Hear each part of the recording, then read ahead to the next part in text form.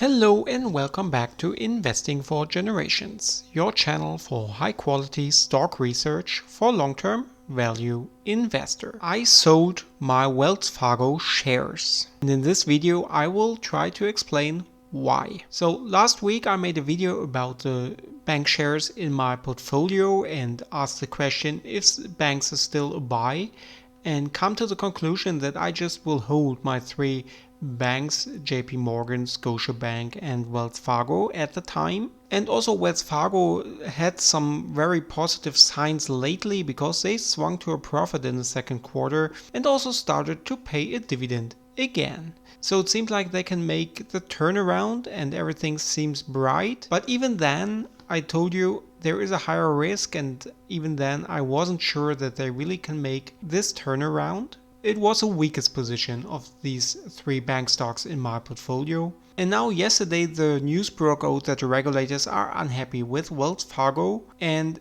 they want Wells Fargo, so maybe there will be new fines. If you remember, Wells Fargo had a big scandal, well, some big scandals, but the biggest was a fake account scandal and had to pay a fine over 3 billion, and now it seems like it just loops back to that. And so this is really big news. And so also the stock of Wells Fargo in the last 2 days crashed around 10%. And just to know a little bit more about this scandal and also the things happen now, I want to show you a video from Bloomberg.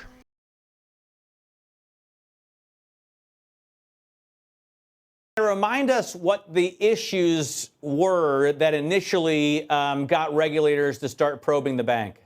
Hey, yeah, thanks for having me. So Wells Fargo's issues really came to light. They emerged or erupted even in 2016, almost exactly 5 years ago. And that was with the revelation that employees at the bank opened millions of fake accounts to meet sales goals. And then from there, issues popped up across the company.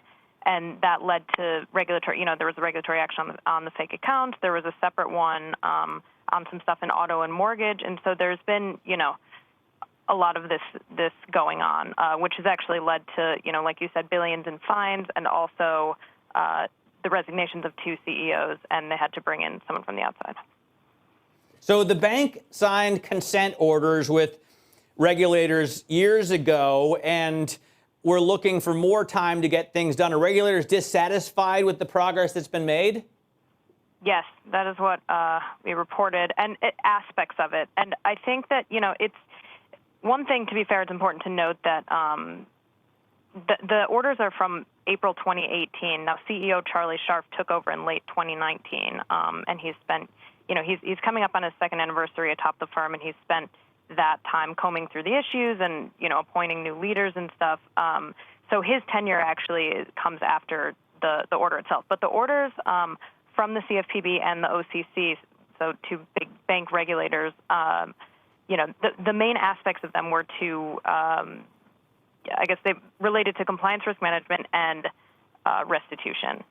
And so there are aspects of both of those. And, as it turns out, when you have however many accounts and they're not labeled as fake in the system, it makes it a little harder to figure that out.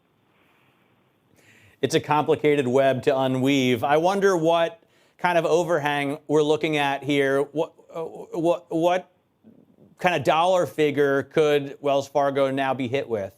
That is a great question. Yeah, so how hard will it hit Wells Fargo? That's really a great question, and that's a big uncertainty. For me, that's too much uncertainty. And I'm also pissed off that even after all these years, Wells Fargo, it seems like it's not able just to make clean business and follow the rules and the speed which is necessary.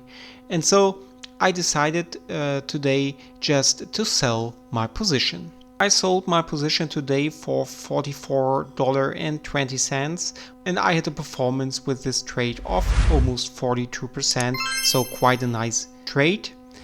I bought my shares, you can see this here on the green dots, in Q1 and Q2 2020, right in the pandemic crash, and so Everything's fine, the trade is good, but I just don't want to be an owner of Wells Fargo in the future. And so I stay in my portfolio with JP Morgan, which is up 74% since I bought, and the Bank of Nova Scotia or Scotiabank, a big bank from Canada, with 68% up. And so I'm very happy with this, two very reliable, very good banks in my portfolio, and I will stick with it and I will hold both of them for the long term.